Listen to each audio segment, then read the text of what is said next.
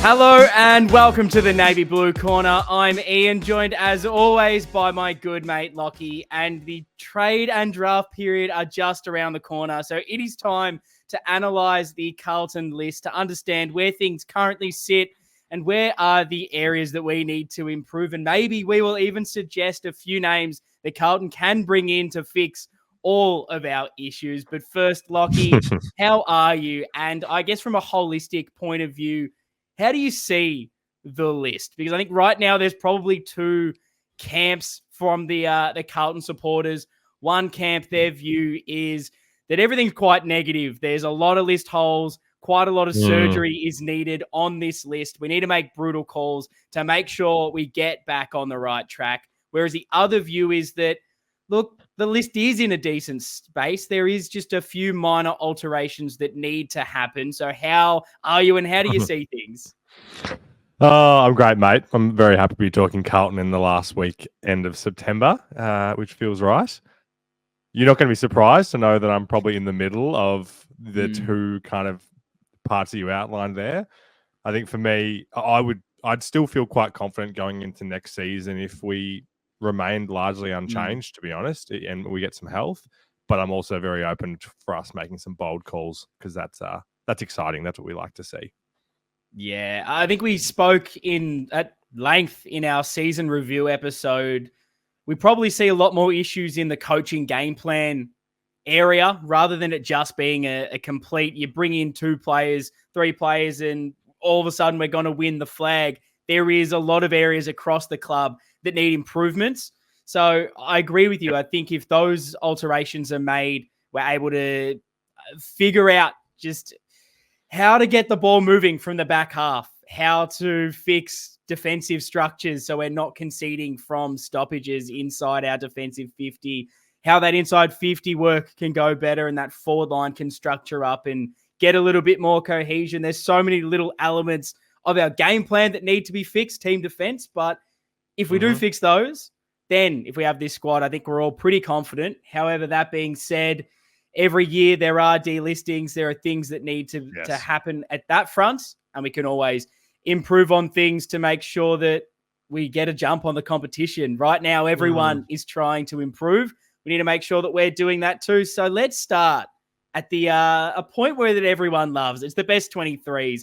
Now, I want everyone who's watching this on YouTube to drop their everyone fit best 23s in the comments. If you're listening in audio form, head over to the socials. Let us know there because we will get into the specifics. I'm talking list sizes, who's been delisted, who's out of contract, all of that.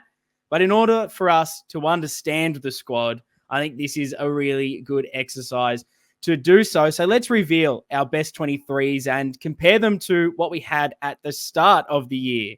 So those, I guess, on YouTube at the moment, we'll be able to see Lockie and myself, our best 23s at the start of the year. And now I'll go to Lockie to get his back. Let's go the defense to start. So for me, I think it was interesting to do this exercise, actually looking back at where I was at the start of the year. There's probably 4 changes I'm looking to make. So if we look at the back line, I'm going Newman, Wiedering, and Sard back line. And then it will be Cowan would be a new addition in there with McGovern and Kemp. I absolutely love that, Lockie. We've got identical backlines there. Do you have another defender on your bench just so we can maybe round out the defenses? Yeah, I guess I'd probably go with it's a toss-up between Boyd and Doherty for me.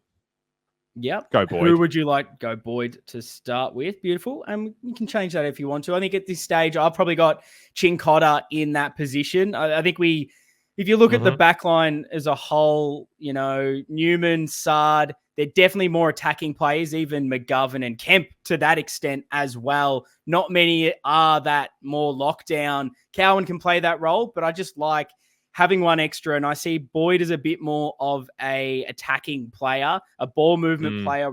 So I've got Chincotta just ahead, but it is very close, probably between him and Boyd in that back line. Go your midfield, and I want all of them. Yes. Well, no changes to the wings. I think it's got to be Akers and Ollie as the starters there right now. Cripps in the centre, of course, the 2-timer. TDK in the ruck, and then Chera and Walshy. Yeah, look, very, very similar to me. I've got George Hewitt starting on my team over Chera, but Chera is on my bench. I assume Hewitt is on your bench as well? Yes, same thing. Yeah, so really not a lot has changed from the midfield from the start of the year and this year. I know once we've put these all together, we'll compare the ins and outs at the start. But the teams at the moment looking very, very similar. So let's round out the forward line and the interchange to wrap it all up. Yeah, this is where I guess I feel like this is the place where people would be most opinionated and having them differently. It's got to be Charlie and Harry in the middle. Honestly, my next picked forward is probably Fogarty. Yeah, if I'm actually thinking who is probably the third most important. Zach Williams is in there as well, moving from the back line from the start of the year. Elijah Hollands as well. And then Cottrell. Cottrell, I like that. I do like that little change. Yeah, mine probably won over Cottrell in the starting lineup. Maybe controversial because this 23, I probably should have said this at the start. This is the whole list for this year. That is including the players we've already delisted. You could say Jack Martin is in this, and definitely a guy like Matty Owies or Matt Kennedy that are potential trade or delist out at this stage. So Owies is probably the one really stiff, but I've continued to keep Jesse Motlop as my forward pocket over, I guess, a Matty Cottrell in that forward line to start. The reasoning is I think we need another goal kicker in there. I like Williams as that small. Fogarty is someone that can kind of do a bit of both, compress higher up the ground, bring that tackle pressure. We need maybe one more goal kicker, and it should be always based off this year's form. But Motlop the season before kicked 24 goals and just had an injury-riddled season. You know I'm a high ceiling guy. I'll say that a lot in this podcast. I just still think there's so much potential with him. And if gun to my head, I'm playing a game tomorrow and it's Motlop or Owies, I'm going to go Motlop. I think he can do a little bit more in that forward line. Yeah, okay. Yeah, when you put it as gun to your head, who you're playing tomorrow, I think I've got to go with Owies on my interchange. Easy. And what else? There's one more spot on your interchange and one more sub. I don't know how my math has stuffed up here. Chuck Chincotta on my bench. And then I am missing my sub. And I'm seeing the name on your list who I didn't really consider. But I'm not sure whether I would have him best 23. So maybe talk through yours and if you had any... Who is just on the cusp for you? Yes. So the rest of my bench there, basically, I already said I've got Chincotta, I've got Chera, thrown Doherty on the bench. Maybe he's the one you're missing because you did say it was either Doherty or Boyd. So maybe that's it. That's where into your team. I knew I had 23. Yeah. Yeah. So is Doc in your team and Chincotta on Doc as the sub? Okay, beautiful. Yeah. So Doherty's in my team as currently that can play high half forward, can play on the wing, can pinch hit in the midfield as an extra, can go half back. He's kind of that versatile player. I like having a balanced, I guess, 23 where my bench is one defender, one midfielder, one forward, one kind of utility. And so he needs to at least be able to play midfield. So that's where I see Doherty at this stage. Is very hard to know exactly what Doherty we're getting back. My forward is Silvani.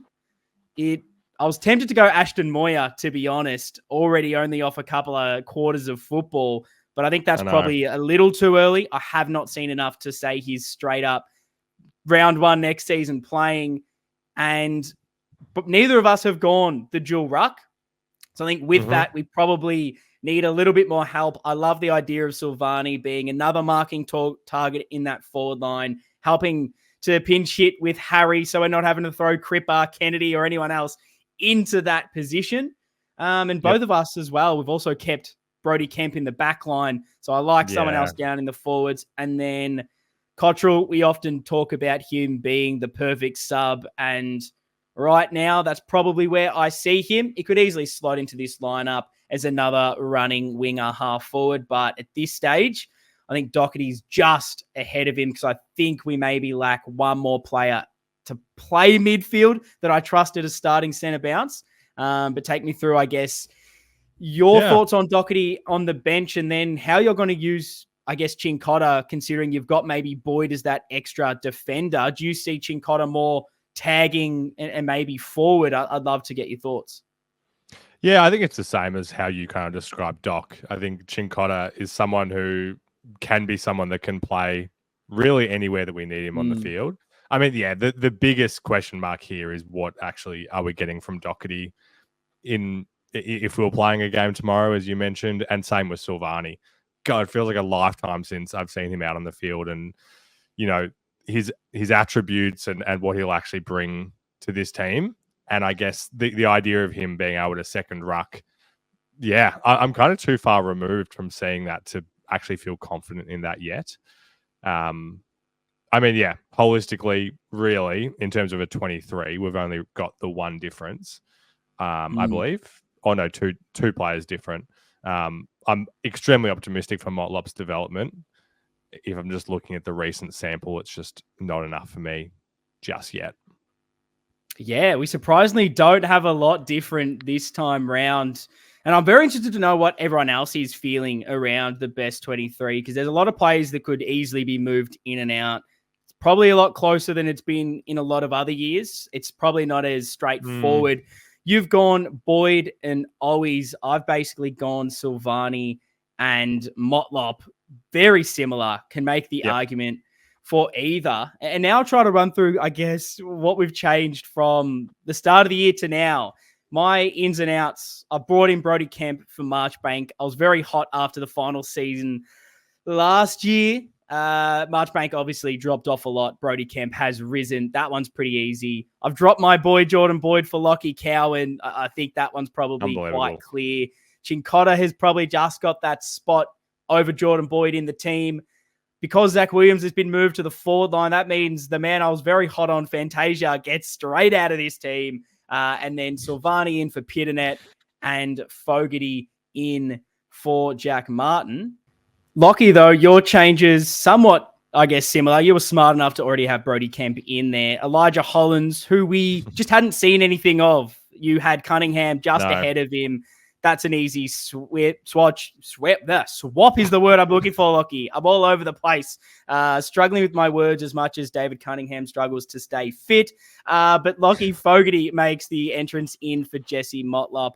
And then Cowan and Cincotta come in for Martin and Pitternet. So we're very, very much aligned. And I think that is the perfect jumping off point to get into our depth chart, Lockie. Now, this is obviously such a fun thing to get stuck straight into. Now, again, you will see our depth chart that we made at the start of the year on your screen right in front of you, right there. Now it's time to plug in that 23. We'll start at the key defenders. So those, again, listening in audio form, we'll do our best to make this easy for you and run through the changes. But if you want to watch this on our YouTube channel, that's where it's going to be the easiest way to get through the depth chart and let us know what we get right, what we don't get right with this. But key defenders, I think it's very easy to say Wiedering is number 1, McGovern is 2, and considering we all think Kempy is 3, that's there.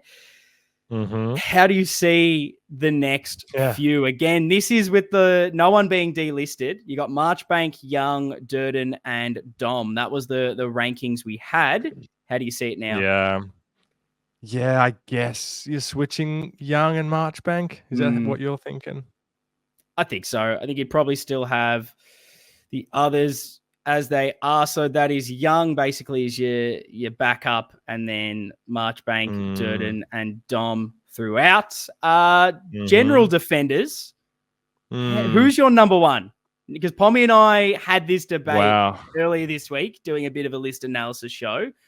You'd think it's Saad, but has maybe Nick Newman overtaken this spot for you? Wow, incredibly close. If one of them, if I could only have one of them playing, like one of them was going to miss, I think I probably would want Newman there. Okay, so Newman goes into the 1. But I would happily hear a case for Saad. Yeah, I agree. It's very similar. Saad had slightly down year. Newman stays consistent. Is probably what takes it out. Now, Zach Williams was our next last time. Then Jordan Boyd. feel like this has switched around a lot this year. You'd have probably Cowan now as your third, I would imagine. Too. Yeah. And who takes that Locked last spot? We were somewhat Chincotta, somewhat Boyd. At least we both had Chincotta in our lineup. So should we say Chincotta is ahead, though we may have them in different positions as of now? Do it. Easy. And then Boyd takes the next as that depth spot. The next few, would you have Billy Wilson and Matt Carroll as your next, I assume? I so would. Yes. Rucks are pretty simple. De Koning, Pitt, O'Keefe, Murkov. However, last time we probably had 2 starting rucks. This time Pitternet drops out of that best 23. Midfield, though, Lockie. How are you ranking look these? At this. Because we went Walsh number 1. Disrespect. We were hot on him, winning the Brown, though, and such. Cripps takes the mantle. Big number. Switch him up. 45, I believe it was. Crazy.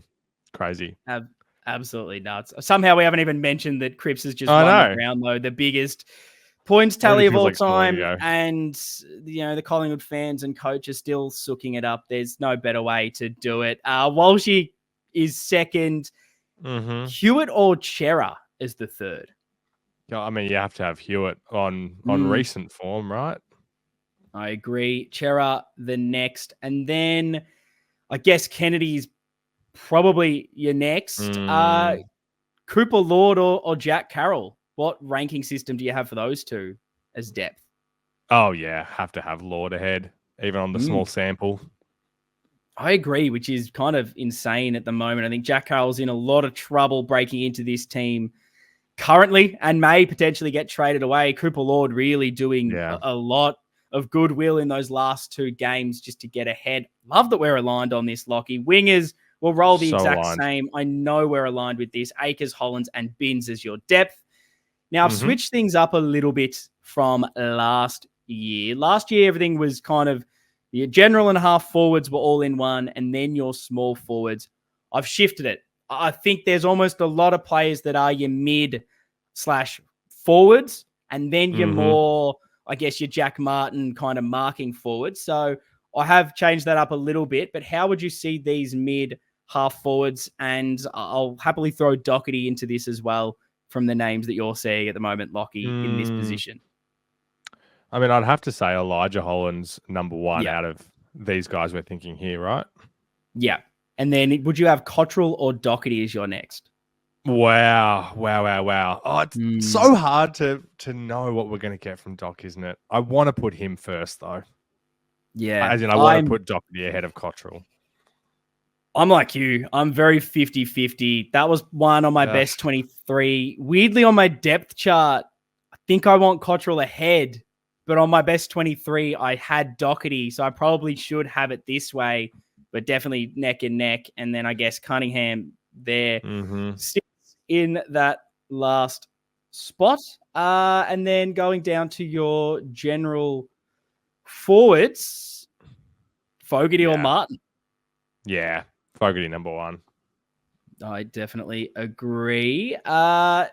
Is Martin above Silvani at all? I'm very interested to see where Martin would be if we did keep him in this sort of section here. Oh yeah, I guess I have to say Martin over Silvani. Again, it's the same. It's the same as the Doherty issue. There was times in 2023 where Silvani was out on form, for example, whereas Martin, pretty much healthy, has always been in.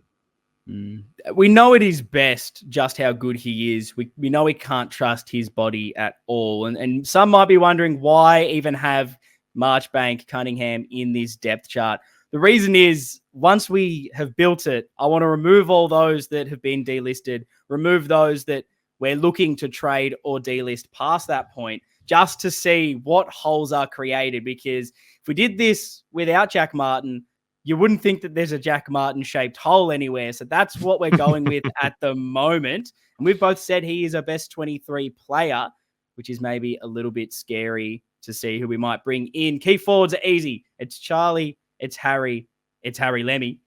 Small forwards, though. We were big on Motlop. We were big on Fantasia. You got Owies and Durden. Yeah. Now we've got Zach Williams into this as well. How are you ranking them all? Who's your number 1? Yeah, I have Zach Williams as my number one. I agree. I think Yeah, what he's done results this year, speak for themselves. 100%. Who is your number 2 starting? Is it Matty Owies?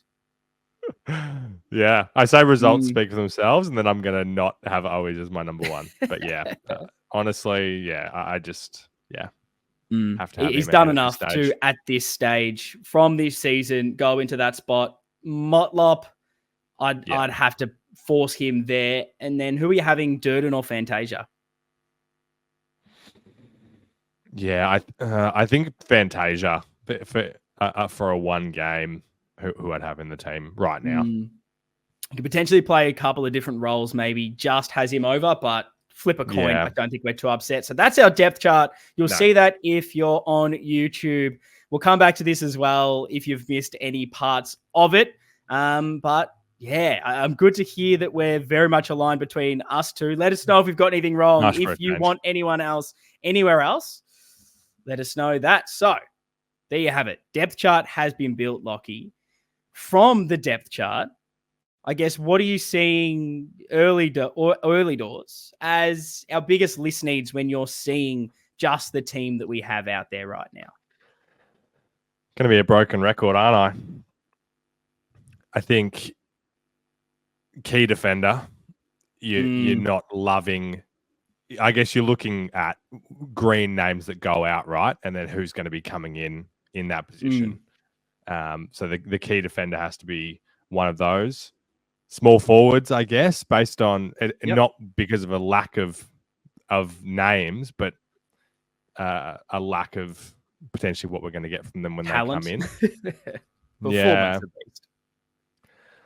The wing's an interesting one. I feel like we often we talk about guys who are like genuine wingmen versus guys that can go there. Because you look at a lot of the names and there's plenty of guys that can run there, but you don't really think of Doherty as or Cottrell potentially as someone that would be just pure wingers. What about you? I definitely agree. Key defense. I would say even if we didn't bring anyone in, if I'm looking to bolster an area, Kemp, I'm still not sure about, particularly if we're playing maybe him and McGovern in the same team, as they're very similar defenders. They're both that, I guess, shorter, undersized interceptor. We saw late last season, Lewis Young jumping into that position and being a bit more of a lockdown, being a little bit taller. And I liked the idea of it. I don't think Lewis Young is that guy, but I think we still need a bolster in that position. We know McGovern can't stay healthy. Does Kemp go forward? That's still a question mark. Marchbank goes from that. If Young and Durden potentially go as well, that's something we really need to bolster up. There's no youth coming through because Dom's gone as that maybe developing player. A lot of needs in key defense. I think there's a few names that need to come into that lineup. Looking everywhere else, I think, quality of another goal kicker in that small forwards. Can you bank on Zach Williams staying healthy and being that guy? Does Motlop and Durden continue to develop and stay healthy? What is Fantasia? Do you want him playing too many games? Always likely to leave. Something needs to happen in that space. Are you banking too much on Ashton Moyer and maybe Jack Silvani stepping up in that more marking forward position? There's always, I guess, key forward depth could be something if we have a list spot.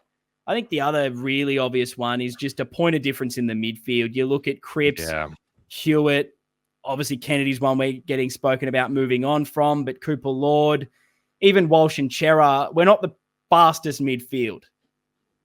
I think we lack a point of difference, lack something else running through there. Is this another player that can be that mid-half forward in the vein of maybe replacing that Doherty Cottrell role? Someone that can come into the team, play forward, move into the midfield. Is that simply Elijah Hollins? Maybe, but again, not a guy blessed with pace. Something maybe needs to change in that position, but looking at this team, there is enough talent out there to make finals and make an impact. However, there's definitely a few little things that will need to adjust. So let's talk about it, Lockie, because the list changes. A few have been made already. We've ranked the entire squad. We've built the depth chart, identified some weaknesses and needs. Let's get to the specifics. And this is a little complex. I'll do my best to take you through it. But Lockie, feel free to stop me, ask any questions, seek the clarification if you need. All right. But here we go. Now, before we made any delistings or changes to this squad, the list makeup was 45 players. We were one over the total players that you're allowed to have, Lockie. That's because we brought in Cooper Lord as a mid-season recruit. Silvani was on the inactive list. So already we're one over. Now, since then, the club has made 5 delistings, meaning basically we have chosen not to renew the contracts of these guys who were out of contract. That's Jack Martin, Caleb Marchbank, David Cunningham, Alex Murkov, and Dom Akui. Who knows? Last time I need to maybe... I know it's bad. I love Big Dom. I'll just refer to him as Big Dom because I've disrespected him so much already. But there are still a number of players who are still out of contract. We have not delisted them. They have not re-signed. They're currently in a bit of a limbo stage. So for this hypothetical, let's say we've re-signed them all. It's going to make this a lot easier. So just with those 5 delistings, and we'd have to upgrade Jordan Boyd and Sam Durden from the Category A to the senior list. That brings the squad down to a total of 40 players with 35 on the senior list, 4 Cat A rookies and 1 Category B rookie. Lockie, that means we have 4 spots to fill. Now, that's beautiful. You're thinking, who can we bring in with these lovely 4 spots? Well, there's a bit of an issue. Though 3 of those spots have to be made up by players taken in this year's draft. Minimum requirements for the AFL are 3 draftees. That's going to basically be the 2 Camperelli boys, the father-son picks, and at this stage, pick 11 in the draft. That leaves 1 spot. Lockie, no, it doesn't. That other last final spot, we've already basically used it. We have committed to picking up Matt Duffy, the young Irishman, as a Category B rookie. Therefore, there's no spots left. If we want to bring anyone in as a free agent in the trade period, anyone else as a 4th potential pick in the draft, we simply can't do it. This is where the rest of the out-of-contract players really come into it. Currently out of contract are Matt Owies, Jack Carroll, Sam Durden, and Matt Carroll, who is on the Category A rookie list. And you may have heard guys like Owies and Jack Carroll being floated out as these potential trades, along with maybe the contracted guys in Kennedy and Young, and wondered, why on earth are we even trying to move these guys? They're close to our best team. We need to hold on to them. That's why. At this point in time, we're looking to bring in, Nick Haynes, potentially Dan Houston. If we want to bring in anyone to improve the team, we need to delist or trade a few of these players because we have simply run out of available list spots. That's the state of play. Lockie, do you have any thoughts or any questions? Need anything else clarified? Because it is very complicated, but hopefully that's done it a little bit of justice. No, I think you've summarized it well. I think I like the grip that I have on things. So on that pick 11, maybe it doesn't matter where that pick is for us. It doesn't have to be a first round pick. So say we did move that pick and got a pick somewhere else, that would be acceptable.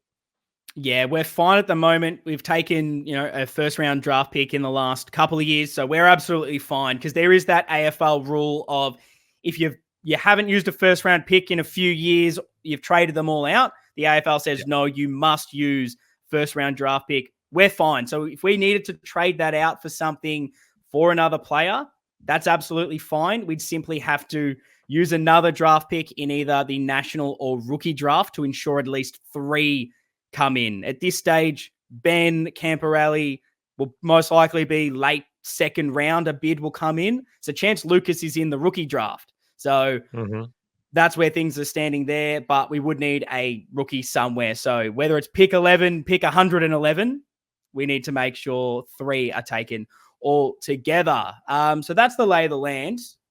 Now, Lockie, let's go through, I guess, those uncontracted players and current rumored trade bait players, because I want to know, are you going to keep them? Would you be happy if we traded or delisted them? I want your thoughts and why. And everyone in the comments, I want to know, because there's no clear and obvious, I think, opinion right now. So let's start with maybe the most talked about at this stage, and that is our behind Harry and Charlie, our leading goal kicker, Matty Owies. Yeah, and I hate that I have to give these caveats, but it's obviously very dependent on what comes back the other way. And all the salary, like I'm not taking really salaries into my consideration because I don't know those numbers and those kind of things. Always has to be, I mean, you've shown a lot of disrespect to Dom over the years with your inability to learn his surname, but we've disrespected really, I don't know if disrespect is the right word, but we've underplayed. Yeah. I don't even know if that's the right word. Undervalued, definitely. We haven't rated always often. Whenever we do our best 23s, it often seems like he's just not there for us, even though he often is getting the goals on the board. So I kind of am just going to continue following that theme and want to put faith in the fact that even though I didn't see from Motlop and Durden this year what I hoped we were going to get, I'm still really positive that those two will keep developing. And honestly, not a significant amount of development would need to happen for them to be pretty clearly ahead of Owies for mine. So I'm okay with him being moved. Yeah, I understand every argument to this. I understand why people want him to stay, why they think it's insane to even contemplate moving Matty Owies after the year he had when our small forwards, since Eddie Betts and Gartlett left the club, we have not had anyone really damaging on the scoreboard. I know Matty Wright was there for a little bit, but when we've needed to be good, Lockie, no one has really stepped up. And in this iteration of the squad, no one has. But the issue is, as I've said, we need list spots. And I think Matt Owies is just unlucky that maybe through poor list management, you could say that he's come out of contract at the worst time and someone needs to go. And if I'm looking at the reasons why to get rid of him and the argument for that, I'd ask the question, does he really fit our team and what we're looking to accomplish? Because he is a small forward, but he doesn't play like one necessarily. He's not that pressure small forward. He's not really the crumbing small forward. Prefers to mark on the lead, gets a lot of his goals that way. Plays similar to a medium marking forward, but without, I guess, the pace or the height to really be that. Yeah, he's kicked 33 goals this season, kicked 27 last year. That's a massive achievement. That's perfect. Well done, Matty Owies. If you're looking for reasons on the list already for guys to go ahead of him, well, Motlop is 6 years younger, kicked 24 goals last year, injury interrupted 2024. You'd be very bullish that if he gets that preseason, stays healthy, that he'll return to form and kind of take over that role. Zach Williams has now moved down into the forward line. That wasn't there at the start of the season. That adds competition for the smalls. Williams ended up as the 8th highest rated forward in the small forward in the AFL, the whole competition this year. Very small sample size, but he kicked 15 goals in 11 games, having never played that position. Give him a full preseason, training as that small forward. I know it's, again, we're almost banking on a lot to happen. And this is maybe the argument against moving Owies, who's always healthy. We need Zach Williams to stay healthy, and who knows, could he really fill that void? Can also be a bit more versatile. I think him and Motlop, you'd prioritize the salary and the upside of both of those guys. You're playing them over Owies. And then, most importantly, they're both contracted. So, moving on Owies allows you to free up a list spot. If you go further than that, Durden, there's still potential. Hasn't shown a lot, but he is still 22. But again, needs to be healthy. Moya, we're all incredibly bullish on, very high on. Can he take the next step up? Fogarty, we say, is basically a lock in this team. That's another position. He can also play a different position, can be a bit more of a midfielder, high half forward. And then Fantasia's probably the obvious one that you take Owies over him. But he's contracted. No one would take Fantasia. You can't delist him. You lose so much in the salary cap. I just wonder, where does Owies fit into this? And my big question, if they were all contracted, Lockie, who would you be prioritizing Owies over from that list of forwards if you're trying to develop and get the best out of all of them. Zach Williams, we say, is a lock. You want to develop Motlop. You want to develop Moya. Fogarty's in there. Do you want Durden to have more game time? What's the best dynamic in that forward line? Is it a marking always that doesn't really play as a small forward that gets in the way a little bit? Where are you kind of seeing it all? Yeah, I've heard that sentiment, that getting in the way narrative. And it'll be interesting to see. I mean, we both kind of think it's likely that he won't be there. So we will be seeing what it's like without him there. Maybe that's true. I've never really watched that closely, but I definitely know that our forward line seems to have the least space of any team that there is. So there has to be culprits in that regard. It's really Fantasia, isn't it? He's probably the bottom of that hierarchy. And then probably it is always. Yeah. I mean, I probably have always over Durden as well. If both were out of contract, you could save one. I'd probably save always in the fact of you've got Moya developing, you have Motlop developing. We don't maybe trust Williams' body. Fogarty's there as well. I think you've just insurance policy. You go, okay, we'll bank this one on Owies. And maybe that's where you draft in someone else to replace Durden. Get a fresh 18-year-old in instead. But we are harsh on Owies in this situation, but he's out of contract, and that's just maybe it's poor from us signing Fantasia for 2 years. It's what it took to get him. GWS wanted him, so it didn't seem like the craziest thing of all time. This forward line, these small forwards don't have anyone to learn off. As bad as maybe we've seen Fantasia's form in 2024, we don't know on the training pitch, I guess, what influence he has, and maybe he is being able to improve those guys around him. Maybe always had a better season because Fantasia was teaching him little things. It's hard to really quantify that, but that's it. And to be really harsh to end this point on Owies, I think if we were really desperate to keep him and really valued him and were worried about what he could do at another club, he probably would have been linked to someone else. A lot more concrete as of right now, but I don't see any club really coming out saying, oh my God, we've got to get Matt Owies. Everything's been a real tentative link. Barely any clubs have been linked to him in the first place. That might be the mark of just how every other club in the AFL rates him, and that it might not be the biggest loss, but I guess time will tell. Time will tell. Jack Carroll, Lockie. Would you keep or look to trade Jack Carroll? Yeah, I'd be looking to trade Jack Carroll. It's really hard for me to envision what like the best version of him would be on this team and where that fits in. I guess I was going to say he's had some good moments in his time in the seniors, but if I'm being really objective, those are pretty few and far between. It's just hard for me to see the vision of where that goes, were we to keep him. And considering everything you outlined around our constraints, he has to be one of the ones to make way for mine. Yeah, he probably just hasn't developed enough. He is still only 21. That doesn't mean you have to write him off completely. However, I'm not sure what his strengths are, to be really, really harsh when analysing this. Is he an inside mid? Is he a winger? Is he a half forward?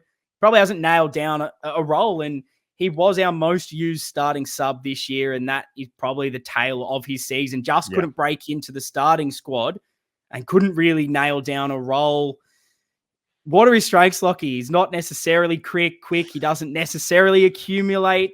He's an okay kick. I'd say his strength is that he isn't a straight inside midfielder. He is a bit more in the vein of a point of difference in the midfield compared to, Cripps, Walsh, Hewitt, those kind of players, Cripple Lord, Matt Kennedy. But, Ben Camporelli comes into this team as another developing player. Cripple Lord steps up and takes a spot in the depth chart. My only caveat on keeping Jack Carroll would be if we're also moving on Kennedy, are we losing too much midfield depth? And out of those two, I might prefer to keep Jack Carroll on ceiling, being a slightly different player. I guess on the depth chart again, I think Cooper Lord can kind of take over that Matt Kennedy role. Jack Carroll's at least a different look in that midfield. we never really replaced Paddy Dow or Setterfield as far as depth options to be able to play right away.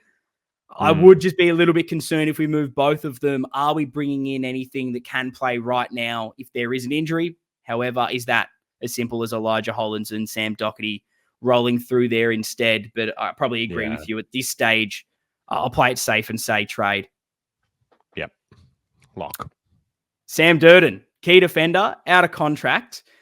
Not a lot of key defensive depth. Is he someone you're just saying we've just got to keep? I mean, I need to look this up. How many games has Sam Durden played for us? Oh, good Lord. It would because I think it would be lower than you'd think even. Yeah. What is it, Lucky? I'm excited to know. It would be something like that. Well, you wax on him while I find this. Yeah. Well, as I said, looking at the lack of key defensive depth at this stage, he might have to be a keep. If we're moving on Lewis Young, which has been clearly rumoured, we've said you can explore your options. Talent-wise, it's not amazing. He hasn't been able to stay fit. He's been like Caleb Marchbank. There's always something going on with Sam Durden. That's a worry if we're keeping one of him or Lewis Young. But at least he is a key defender. He's not an intercept. And that's my issue on the depth chart. Wiedering really that only Tim and Young and Durden are the lockdown defenders. McGovern, Kemp, they're more your interceptors. If we're bringing in Nick Haynes, again, that's another interceptor. We need someone if Wiedering gets injured and you need a more lockdown.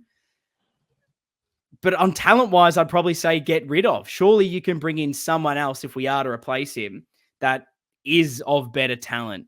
But I guess there's that caveat and the why I'm kind of fence-sitting on him, saying I'm worried if we move both that we're cutting our defensive stocks too thin. Where do you think? Do you think we need to worry about that, or should we just get someone in that's better? Well, I guess the weird thing about being a depth player is that, so he's played 2 games in the 2.5 seasons since he came to us, and then 24, I believe, in the VFL since he came to us. So even then, he's not been healthy. Available. He's had availability issues in all the 3 seasons he's been with us anyway. So how reliable is that? It's kind of like the Marchbank thing. When you need him and he's not ready, it's like, well, then what are you as depth? Yeah, let's delist for now, and we'll find someone else. Matt Carroll, very unlucky, came to the club. He's on the rookie list, which might save him here. Hasn't played a game, injured again this season, so we haven't really had a look at him. Is he someone that you just go back him in and allow him a chance? Yeah, I'll have to take your judgment here. I know very little about what we're expecting and like how old is he? Is he as young as these other kids or? Yeah, so he was drafted last season. He would be 19 now. So age-wise, he's that developing player. I believe he's around 190 centimeters. I said before, it's a bad comparison because everyone will hate this, but he's more the Lockie Plowman mold of player in the sense of he's a tall, small defender. So he plays a lot more defensive than attacking. He's not a rebounding, halfback. He's there to play on the mid-size, small forward, and be that defensive option. Does that limit him a little bit in his ceiling that he isn't that kind of explosive player potentially? But I think he'd give him one more year and allow, if he can get his body right, why not? The rookie list. Cool. You're going to get someone that's even better, maybe, but I think it'd be harsh to have him on for 1 year and he doesn't play a game, injured, and you just get rid of. So I'll say relist for now. Give him a 1 year deal. Now we're getting on the spicy ones though. Matt Kennedy. This is contentious. Are you trading him? It's contentious. I think an important consideration, like he's obviously always been on the outer when it comes to being an inside mid. Cripps played every game this season. His healthiest season ever. So those, and Hewitt was reasonably healthy. So Kennedy's options or his ability to play his best position, as everyone would probably put him where they'd put him, was limited. But that won't necessarily always be the case.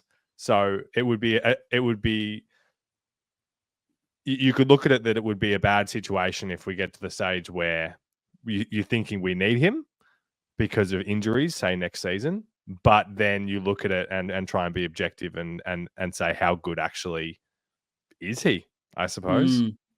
Yeah. Look, I really like Matt Kennedy. I love that he gives everything. He does everything you could possibly ask of him. He'll fill any spot on the list. If you need a halfback, you need a small or tall forward, need a ruckman, Matt Kennedy's up to the task, and he always has that high floor wherever you put him, has that output you can kind of depend on. I think the issue is just that, I guess, position-wise, at what his strength is, we've got a lot of Matt Kennedys already, and when we're looking at that midfield and saying it's one-paced, it needs something a bit more dynamic in there, Matt Kennedy doesn't help that. And, you can argue that he does fill all these other positions when you need to, and that's the perfect depth player on your roster. And to a point, I agree with that. To be maybe brutal, I'd much rather us find guys in those positions, and I think I said this on our season review episode, that have strengths that are better to play those positions. If we need a small forward, we shouldn't rely on throwing a big-bodied midfielder into that role. We should have better small forwards. We should have better halfbacks. We should have a better marking forward. We shouldn't rely on someone whose strengths are not that. And then you look at his strengths at the moment. Again, I'm always high ceiling, and Cooper Lord, I kind of want to put some games into him. That's probably where I see things. If you can afford to lose anyone in that midfield, it's probably Kennedy. He would have some value. List spots are very tight right now. It probably makes the most sense. And it is kind of funny that we talk about we want to be brutal. We want to fix this slow-paced midfield. Yet as soon as a guy like Matt Kennedy's name comes up for trade, it's, oh, what are we doing? We've got to keep him. What are we thinking? When it kind of goes against making that brutal call and trying to fix the midfield, I agree. If we move him on, we need to bring someone in. We can't just be saying, okay, Matt Kennedy gone, Jack Carroll gone, that's fine. Then, can we trust Walsh and Chera to stay fit? Can we trust that Cooper Lord's just going to occupy that spot and develop naturally? That Doherty's going to stay fit if we need him, that Elijah Hollands can fill that role. We're going to need something else in there, but I am absolutely fine with Matt Kennedy. Unfortunately, moving on, I'd love to keep him. Depth is great. You want those kind of players. But if it means getting something better and improving this list, then I'm all for it. Yeah. Yeah, I hear you. And you're right to call out you would think that if you were scrolling through Carlton Twitter that everyone seemingly wants to, that this season wasn't necessarily a success and that big changes needed to happen. And he's a guy that played every game. So you could look at that in a positive light and say that is a good thing. But also, if he was playing every game and we weren't loving what was delivered, then maybe there's something there. Yeah. And if we're looking depth chart wise right now, he's not able to play in the team with Cripps and Hewitt. That's just the brutal facts of it. If everyone's healthy, then, are you prioritizing the development of Cooper Lord over Kennedy? Probably at this stage. Then I look at other positions. Everyone healthy, where's he sit in the pecking order? Half back, he's behind Jordan Boyd, above Billy Wilson. In that forward line, he's behind Cottrell and Doherty and Hollands, Fogarty, Silvani, probably behind Moyer for me. And then, small forwards, again, behind Williams, behind Motlop. I probably might prefer Durden as well to play that role. Maybe, I don't know if he's ahead of Fantasia, to depend on everyone else and maybe the fit of the position. But I just think if he's behind all of those in the pecking order, it kind of makes sense. We just obviously need to make sure that we are topping up on our depth. The last one, though, is Lewis Young, another key defender. He is contracted. Thoughts, Lockie? Yeah, well, certainly have him above Sam Durden in the hierarchy of availability and how confident you are when you see that he is coming into the team. And I guess a nuance of this is the reports of what the club have said to these guys in terms of, look, feel free to explore your options and if there's a trade and that kind of thing. But to your point from before, if if we lose these guys in our key defense, we have to replace them. Yeah. So if there's replacements that fill you with confidence, then all for it. But if those guys aren't there, then we're ruined. And I also very much agree with your point that because of him being a more of a lockdown guy, it just it enables Wiedering to play in a bit of a different way, I think, that we like. And so how's that for a fence sit? Yeah. Well, I'm similar to you. I think we've very much aligned. Like, I just find he's very strange. I don't think he's a great player by any stretch, but we need key defensive depth, especially with Gov's injury history. We're bringing in a 33-year-old Nick Haynes. That what are we actually getting out of him? Yep. And he's more of an interceptor than a lockdown. We've complained about Kemp being beaten, being undersized. That's Haynes as well. So it does feel odd to move on our next best tall lockdown defender behind Jacob Wiedering. Now, I agree with you. If some of these moves, they're hard to assess until you see the finality of it. If we bring in someone to replace him, beautiful, then move him on. But the worry is, what are we doing here and how are we replacing him? Clearly, you're not going to get a lot of trade value, but he's probably on more money contract-wise than we would want him on as things stand, because his form was high when we signed him.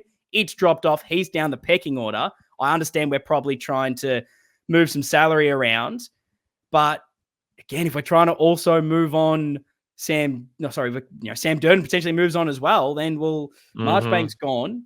For me, Marchbank leaving, Haynes takes his spot. If we're moving Young and Durden, we need another one.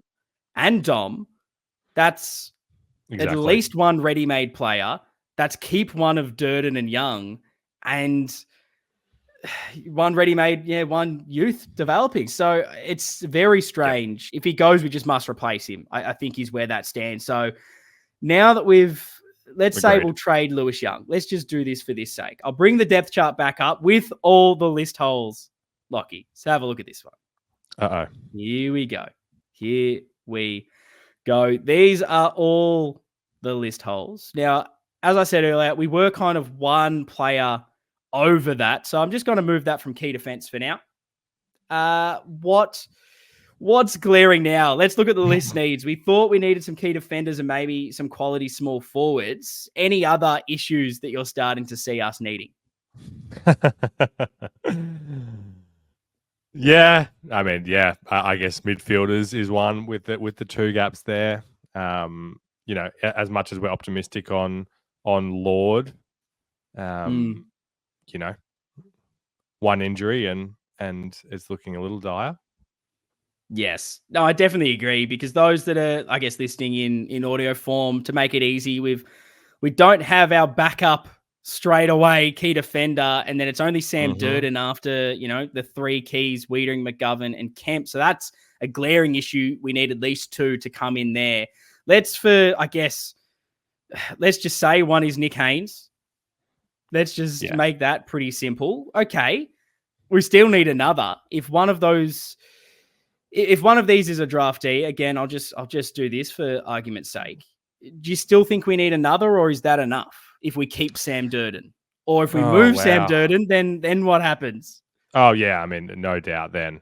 No doubt then. We've already seen that it's necessary to be able to have depth there. So yeah, and something needs to happen. Midfield, clearly something needs to be done there.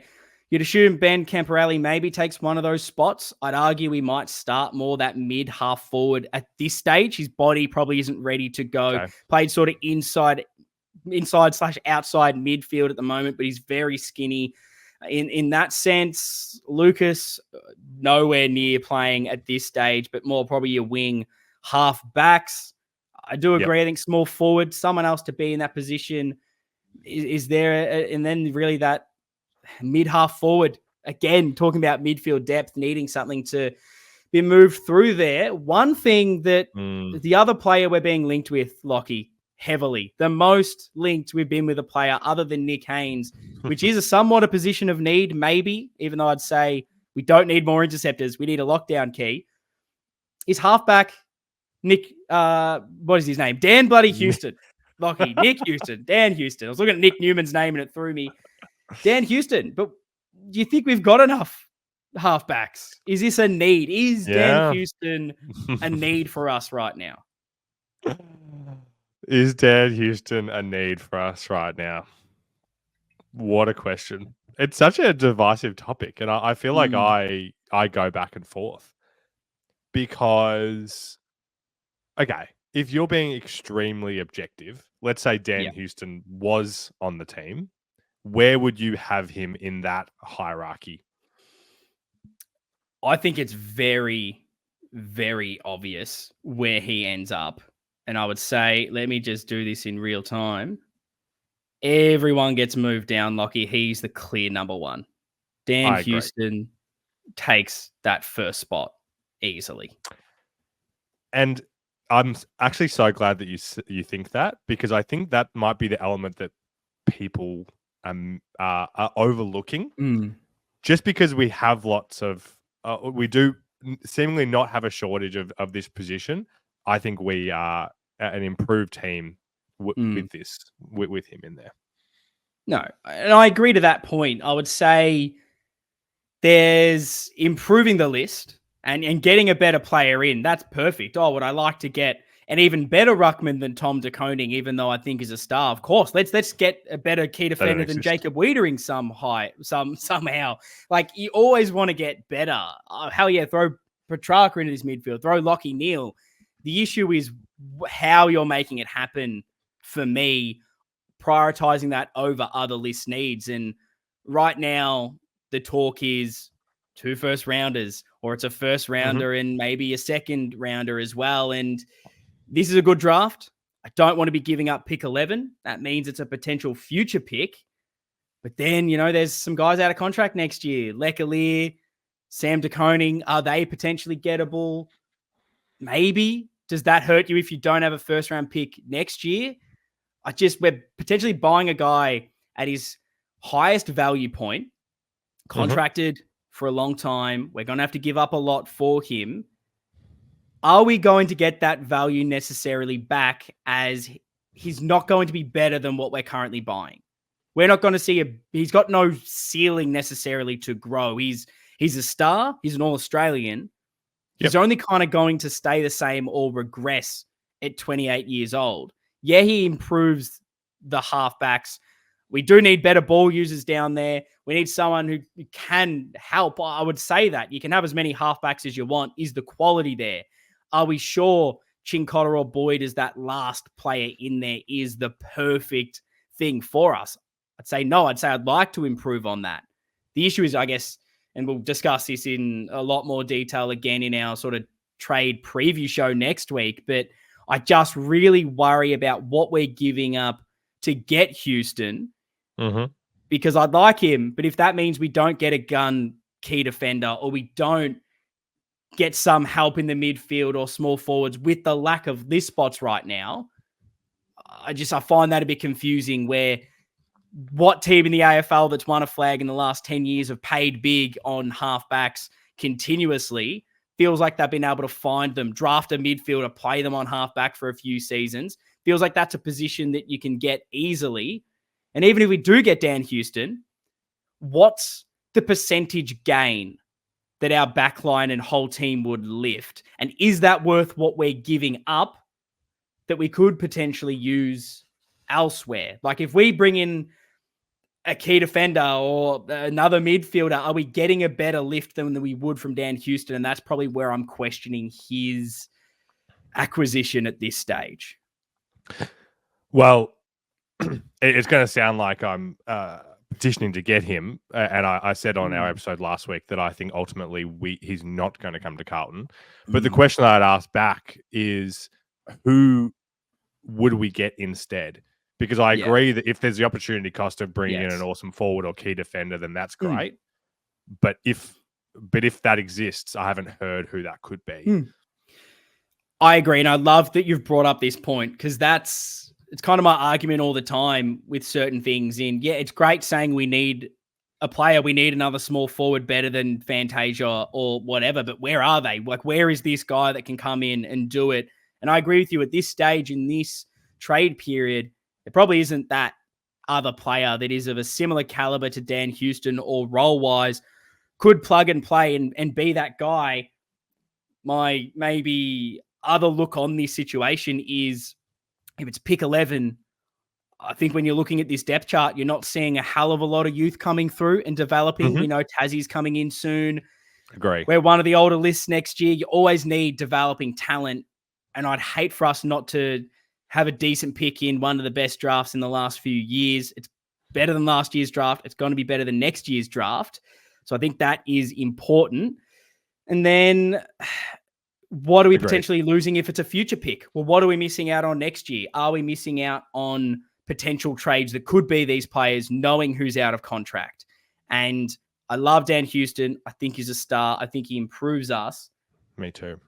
As a list manager, I think the only time that you go out and spend big salary and draft capital and all of that is on a player that fixes your big need. And right now, I just don't think that that's halfback. I feel like you can draft someone at pick 11 and they would be able to chuck them on the halfback, and the drop off between them with all the other things that you're fixing around wouldn't be as bad. And maybe that's a controversial opinion. I don't think it is. I don't think it is controversial. And yeah. Yes. I'm excited. So, I don't know. We'll get into it more next week on the next episode, I'm sure. Yeah, no, absolutely. But that's kind of where I want to have this little jumping off point to link between the episodes. We've chatted about it a little bit. Is there anyone else you'd suggest to dip our toes into it at all now that you've asked the question to myself without me really answering it? Is there anyone you suggest we go for in the trade or free agency period to address some of these issues?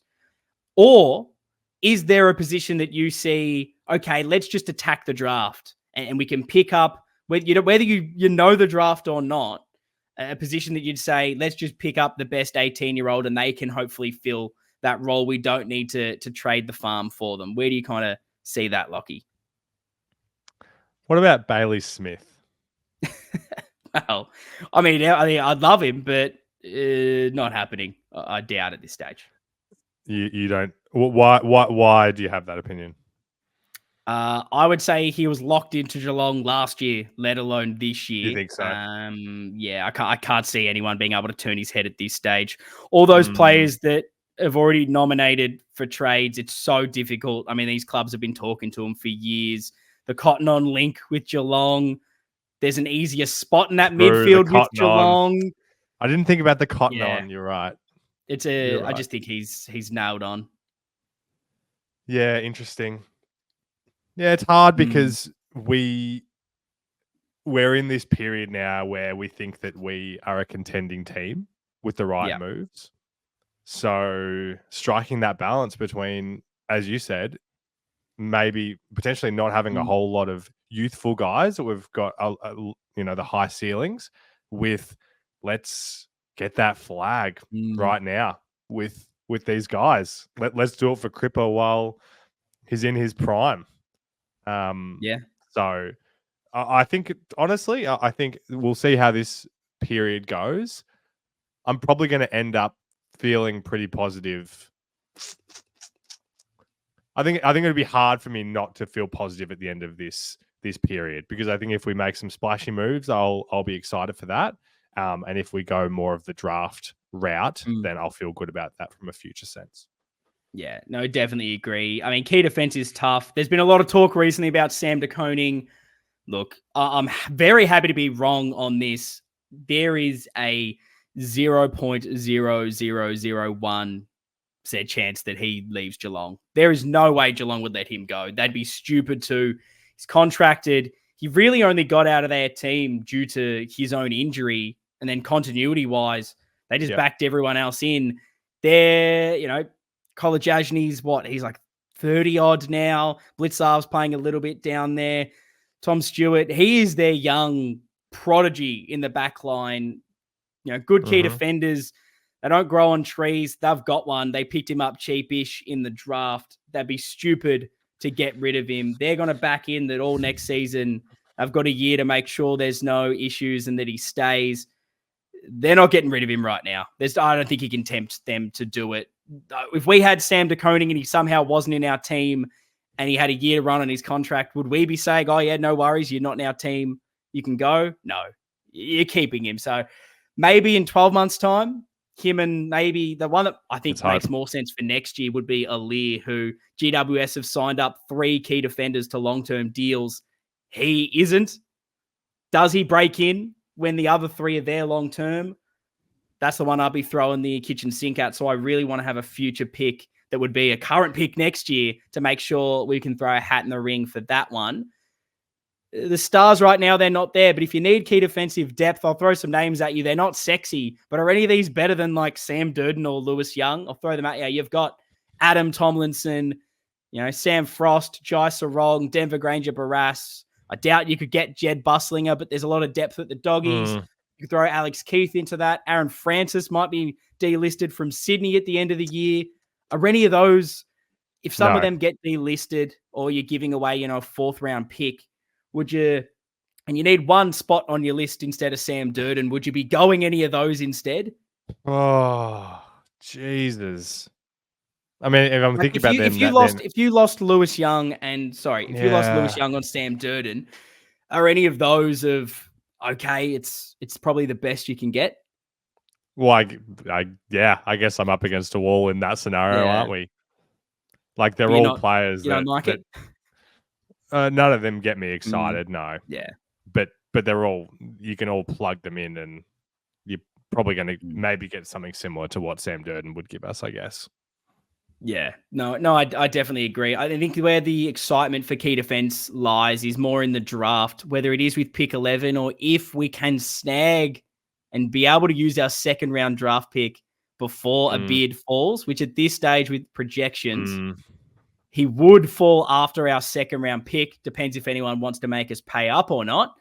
There are a lot of decent key defenders that could be in that range. So that excites me for us getting a developing player. Every other position, small forwards, the only 2 that are potentially gettable, Malcolm Roses Jr. and Jacob Constanti. It's a bit of, we've already got Jesse Motlop and Corey Durden, Lockie Fogarty. I don't think we really need any of those on our list right now.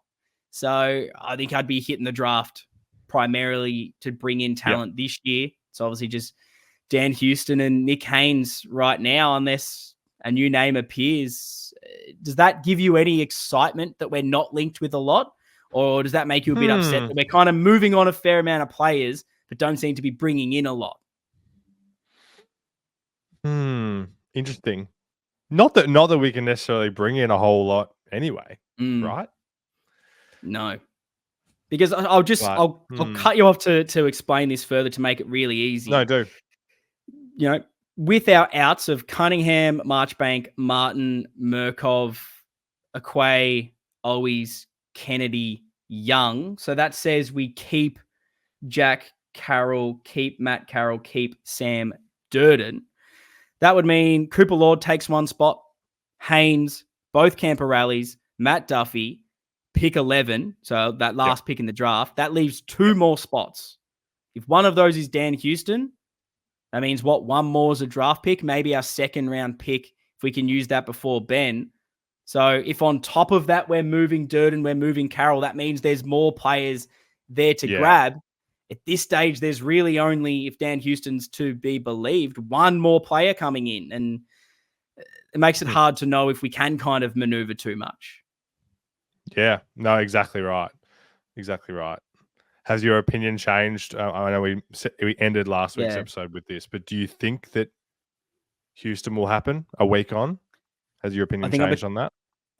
I think I'm becoming less likely just from the rhetoric from Dan Houston saying still hasn't nominated a club, feels the rhetoric is I'm happy to stay or I'll just go to any club. And if that's the case, if he's not fussed exactly where he ends up going, Port Adelaide would be stupid right now to be saying, if you're leaving this football club, if you're happy to stay, the only way you're leaving is to North Melbourne for a future 1st round pick, which could be the 1st pick in the draft. I would say the highest that pick would be bottom 6 if I'm being generous. You'd assume and the fingers crossed that we are higher than that. We have not had a calamitous finish and all of a sudden we're dropped to that low. You'd be dumb if you're Port Adelaide with him being contracted saying, unless Carlton are offering, 2 firsts or pick 11 in this year's draft, I'm taking that North Melbourne pick. So I think unless he nominates and plays hardball, there's no way he's coming to Carlton, which I guess maybe I like. That's my feeling too still. Yeah. But a lot can change, Lockie, and we'll be here to cover it all. Next week, we will have our trade preview. That is where we'll get even deeper into talking about all the potential incomings. Maybe we'll try and find a few more players that Carlton can bring in. We'll go into the specifics of each trade, the ingoings, the outgoings, what could potentially get it done. Maybe even a little bit of if we get this draft pick, what could that be? Maybe we'll get a bit of a quick and early draft preview as well involved in the episode. Very excited for all of that. So the off-season content does not finish here at the Navy Blue Corner. Let us know your thoughts on everything we have covered. What is your best 23? What's your depth chart? What are our list needs? What do we need to address in this upcoming trade period? Throw in your thoughts on it all. Who are you delisting? Who are you keeping? Who are you trading? Who do you want to bring in? The discussions will be in the YouTube comments and over at our socials at Navy Blue Corner.